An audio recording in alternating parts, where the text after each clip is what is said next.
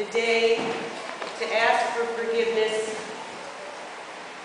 to be forgiven, and to forgive.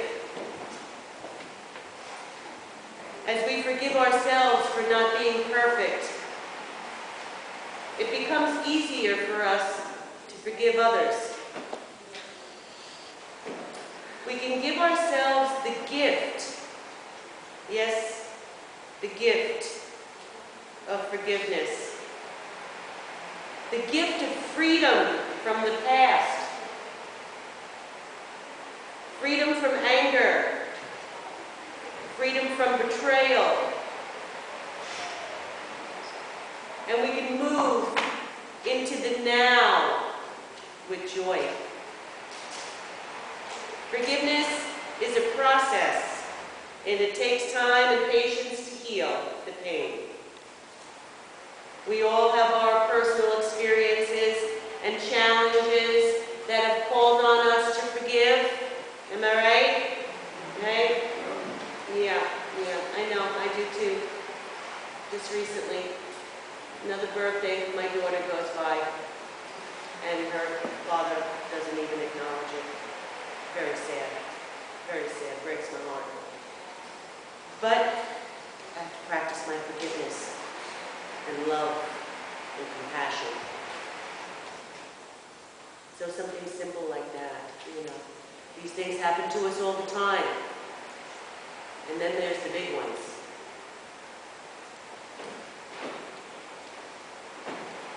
These experiences challenge us to practice our innate love and compassion.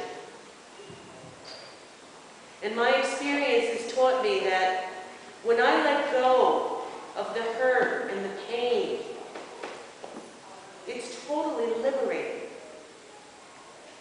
It's like a weight off my shoulder. And I feel peace and joy in conquering that pain. And I have to admit, sometimes I'm proud of myself. But in a humble way. Can anyone relate to that? We all can. These experiences and challenges are brought into our lives for a purpose. It's a test, it's a challenge of our faith. And it's inspiring when we can conquer it. And it brings in so much good. Because if I can forgive, and I can be forgiven, it's inspiring to other people. Have you felt the freedom of letting go? You know what I'm saying? You know, when you can finally come to terms within your mind, you know? And it's just like,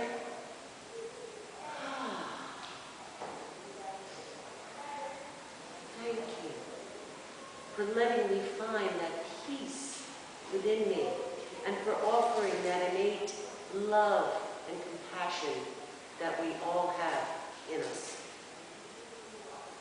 It's powerful. We can call on our ancestors for the wisdom of forgiveness. All spiritual masters have talked about the importance of forgiveness. In Judaism, they believe that, quote, the most beautiful thing a man can do is to forgive wrong. In Sikhism, they believe, quote, where there is forgiveness, there is God Himself. In Islam, they believe in, quote, forgiving thy servant 70 times a day. And Buddha said, quote, you will not be punished for your anger, you will be punished by your anger. You know what I'm saying? Yeah. And when Jesus was nailed to the cross, He spoke the words, forgive them, Father, for they know not what they do. In more modern times, we have the teachings of A Course in Miracles that reminds us, quote, "You who want peace can find it only by complete forgiveness." And in Viktor Frankl's book, Man's Search for Meaning, you know, the one that he wrote based on his 5 years experience at a concentration camp in Auschwitz. And he came out and he wrote, "The will to compromise means that we have the power to live for our values and for meaning." Can you imagine that?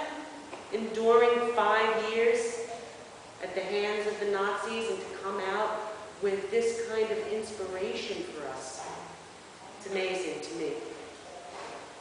And while I was thinking about delivering this inspirational message today on forgiveness, I thought about Victoria Ruvolo from Massapequa.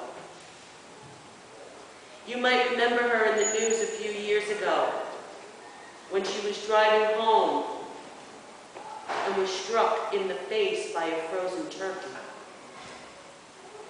Remember that? Her face was shattered and she nearly died from her injuries.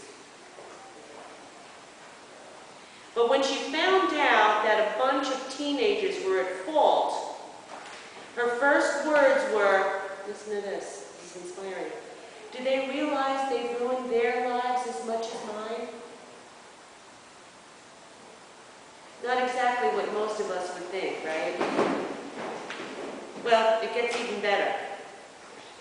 Victoria soon came to realize that in order for her body to heal, she needed her mind to be at peace.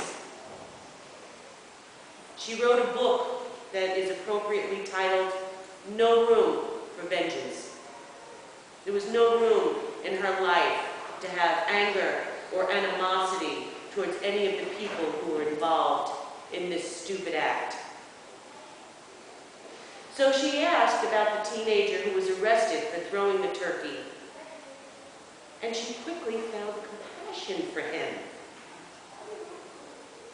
And when it came time for the trial, and she came face to face with that teenager for the first time, everyone in the courtroom was amazed and inspired by her compassion because she asked the judge for leniency on this poor boy,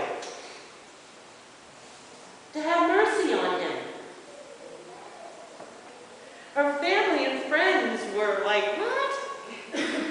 They had the anger and the animosity towards the kids. But she herself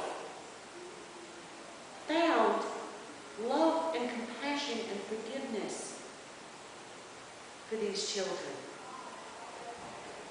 How inspiring is that?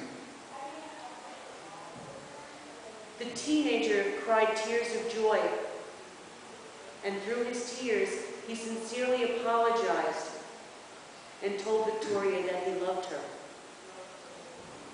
They hugged and they embraced each other in the middle of that packed courtroom. And her parting words were, "God gave me a second chance at life, and I pass it on."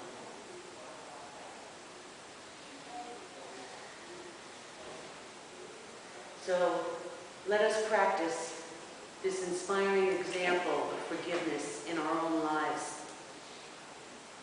Live in the now, not in the past, and the whole world will feel the ripple effect. As you can imagine, every single person in that courtroom was inspired by her forgiveness. And they took that with them when they left. I'm sure of it. I know I was inspired just reading about it in the newspaper. Because what we carry inside, whether it be anger, love, or forgiveness, it impacts the entire world. So let it be love and compassion. And as God forgives our sins and our imperfections, may we find the ask you to do the same.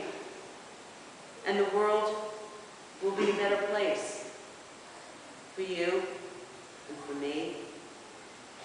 Just wait and see.